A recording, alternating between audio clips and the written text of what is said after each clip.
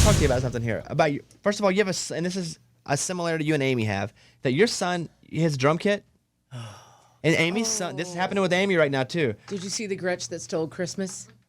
No, I haven't. But yeah, what I don't even know the story about her son and drums. So I saw on Instagram your son was playing drums. Yeah. And so he has a kit?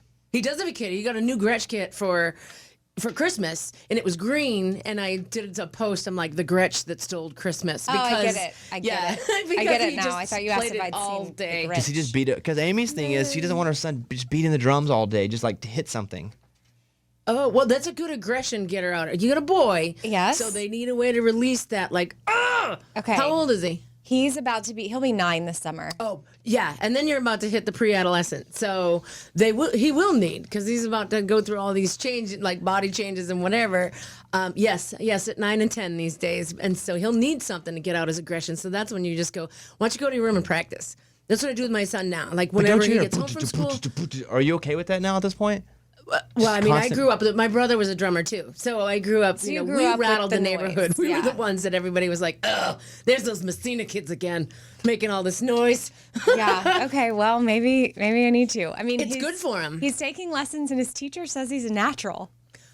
There you go. But I mean, we don't know if she's just saying that. I know. So you keep paying her. That's what I said too. And I was like, she It's a wouldn't natural. lie. Just needs a little more of my coaching. Yeah. shoot. I said that too, and I was the villain when I mentioned. I said, Amy, she could just be saying that so he continues coming to class. And the Yeah. listener said I was a bad guy for saying that. Oh. Oh, they did. Yeah. Well, No, guys, y'all are you're being realistic. Like, I Well, don't think it's bad. what's she gonna say? Well, I think you better throw in the towel.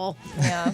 But that's great though that he plays. What does he play to? Do you even recognize the songs? Oh, we just started. Like, this is very new. Yeah, it's been a big Oh, debate he if she plays should even like- jump in. Yeah. That's great, though. Yeah. That's great that he picked it up. Now, my kids, grew up around it. So he grew up on the road. My son grew up on the road and started playing drums. He got his first kit when he was 3. The little kid's kit, when a little teeny tiny. Now he's like, Mom, it's too small. I'm like, I'm saving it, dude. Like, when you're 30, you're going to go, my mom saved this kit, and it's awesome. It's a little toy kit. Yeah, that's a 9-year-old? But he's 10 now. Oh, okay. He turned 10 in January. So we're close, girl. Okay. You need a 7-year-old along with that one. And She has an older daughter. see, but she babysits, right? Yeah, she's pretty good. Yeah. I got my boys are 7 and 10.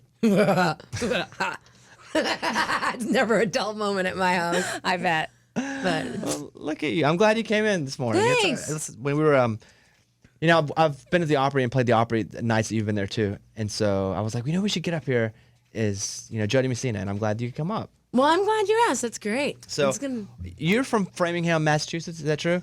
well, the hospital I was born in was in Framingham. Well, So when they came around to write the bio, that's where. But I was born and raised in Holliston, Massachusetts, about 30 miles west of Boston. I know Framingham because I have a car dealership that I endorse there. And Really? Framingham Ford. Yeah. And so when I saw that because they were like, hey, and I know about you anyway, but I was like, she's from Framingham? Because we drive through Framingham all the time if we're driving from Boston to like Northampton. Oh, yeah, Because yeah, I'll yeah. play a bunch of shows up in that area. Nice. So, yeah, well, never mind. You haven't been to the car dealership. We lost that point. That we're not the same.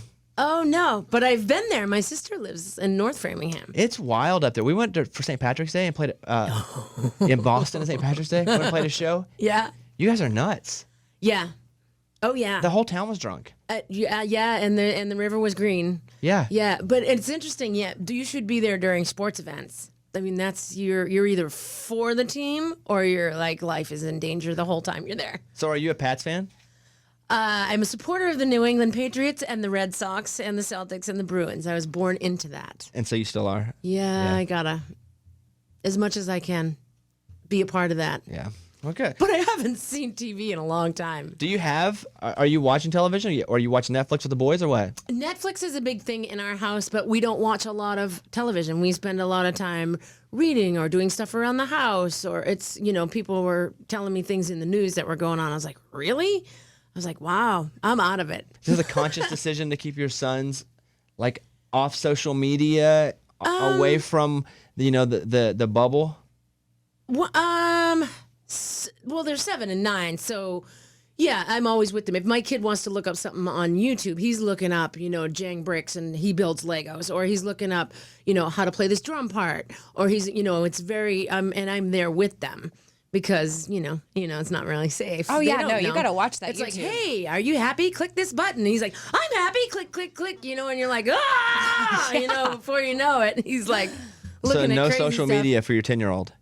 Not yet. I think at some point, it's inevitable, but not at 7 and 10. I still want him to learn to play his drums right now. Tell me about this song, Reckless Love. I'm going to play it here. I dare you. I slide dare those- you slide to those play that headphones on right song. there. Hold on. I want you to hear this. Dee Messina's here.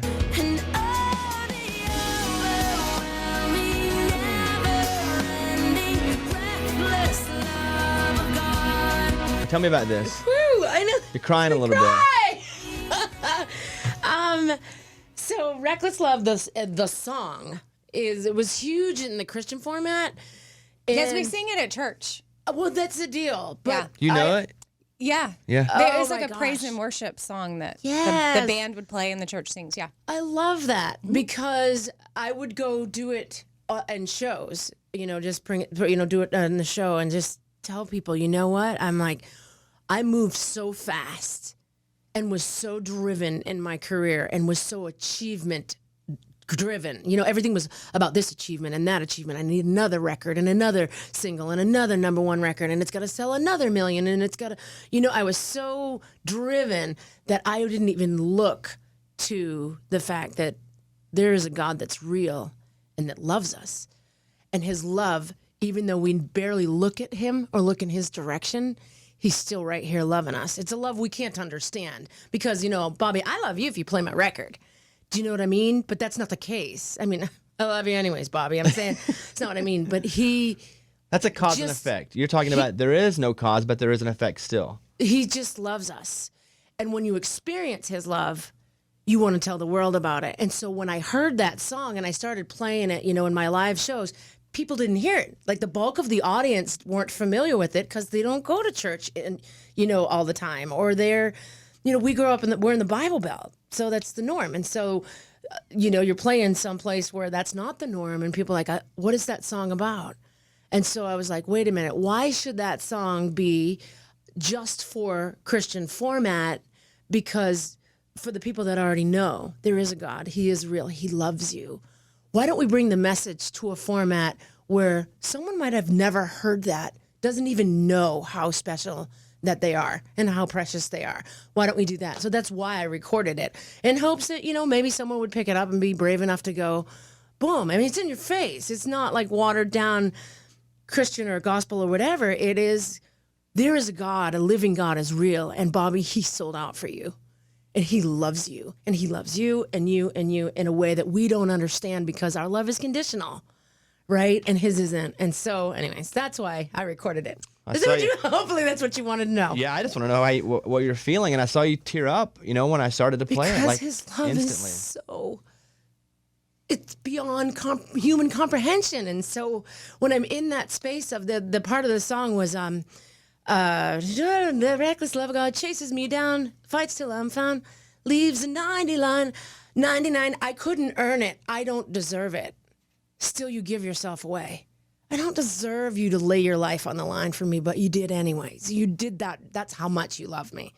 And, you don't find many people that would do that. Not on this planet. Let me play some more of this. You know what my favorite song of yours is? Oh, gosh. Put slap your headphones back on there real quick. Okay. Right? I think most people would know because you're gonna play this in a minute. I love this one. This is like when it comes on at the bar, all us girls wave our hands up. Yeah. I'm gonna roll through some of these. So tell me what you feel when you hear this one right now back. Energy. Yeah, that's a good word. Me too. I feel energy too. Just fun energy. Which one was the biggest for you? Had a bunch of number ones. Which one was the biggest for you where you're like, oh, that actually moved the needle more than anything else? I don't know that I was keeping track of that, which is sad. I'm going to say that because I was too busy looking ahead of okay, well, Heads Carolina's out. What's next? And I was too busy looking ahead. Okay, well, let me play. That's my answer. Here's another one. These are all fun. Yeah, this is a fun one too. What do you think when you hear this one? I loved it. I remember the first time I heard it, I was like, oh, I love this song. just and again, it's energy. There's a lot of energy behind the song and strength. You know, I sing about the strength that I think at that point I sang about the strength I wish I could have had. You know, I wish I was that gutsy, or I wish I was, you know, bye bye love. Meanwhile, you know, and dating some guy that treats you like garbage. You're like, The facade has ruined you all. Dee Messina's here. How about this one?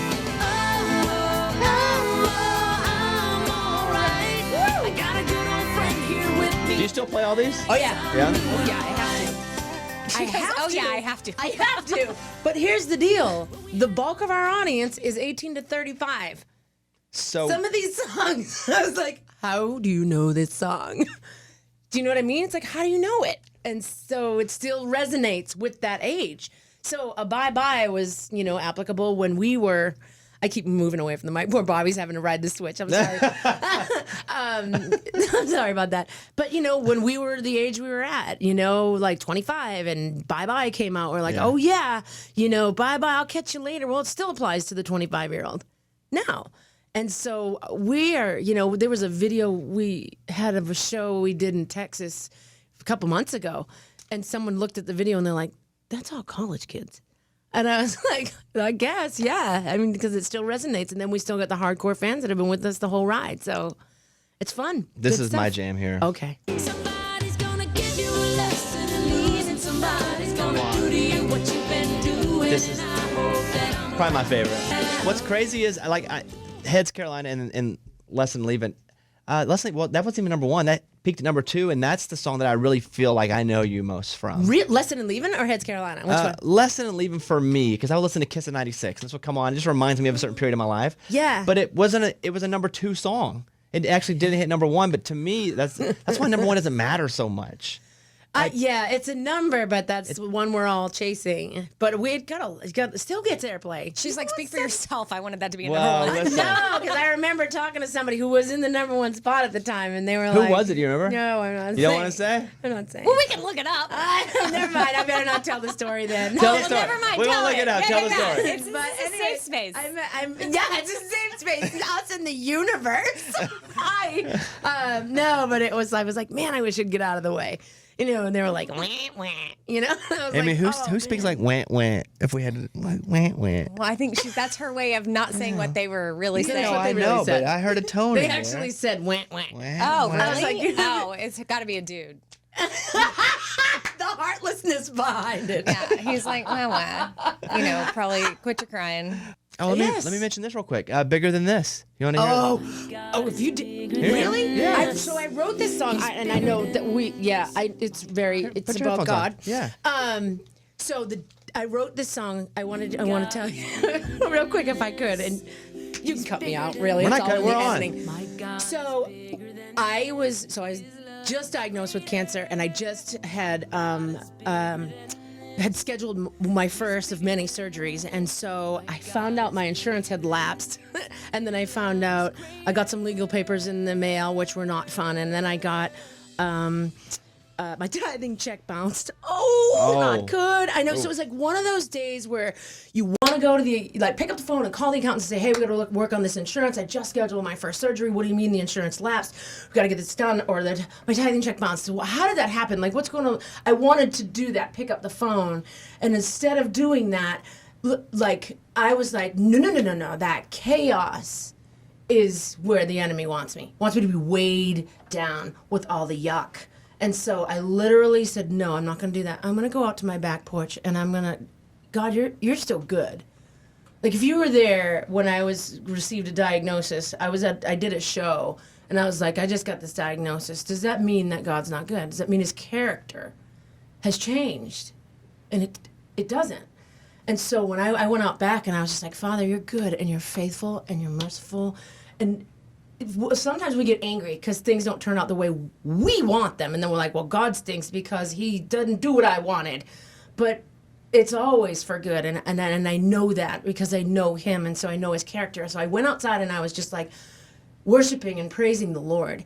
And the very next day I dropped my kids off at school, was driving home, and I came up with this song, which is, it starts and it says, I'm not coming from the other side.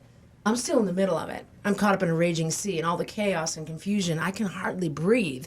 The waves come crashing in. The darkness surrounds me. It's so relentless. I feel like I'm drowning. But my God is bigger than this. Like, he is above all of it and sees it all. And that's where I got the song from, and it's just precious to me. It's a pleasure to see you again. Thanks, good to see you. Yeah. Thanks for having us. Yes. Jody Messina, follow her on Instagram, at Jody Messina. You have your own name. That's a treat. It's hard. I don't have mine. What are you? Mr. Bobby Bones. So everyone's like, oh, he thinks you should be called. know, and I It's know. like, no, really, we somebody- just checked the somebody letter. stole Bobby Like, no, Bones. That's I know. all that was available. And playing CMA Fest June 7th, Nissan Stadium. Whoop, whoop. And I guess I'll see you then. Probably the next time we see each other. Yes. Yeah, so I hope I see you. Are you emceeing? What are you doing there? You gonna be hanging backstage? can't really say yet. Okay. You're gonna be singing background with Angela. Yes, Angela and I. Yeah. That's how I can get you in. She's like, can I go? That is it. But I will see you. I will Okay. see you. All right. And I'm going to have barbecue. And I'm going to pay for it. Honey and, pie. and I'm going to tip like crazy. Okay? All that's happening. All right. Jody Messina, Thank you. everybody. Good to see you. It's a Bobby Bones show.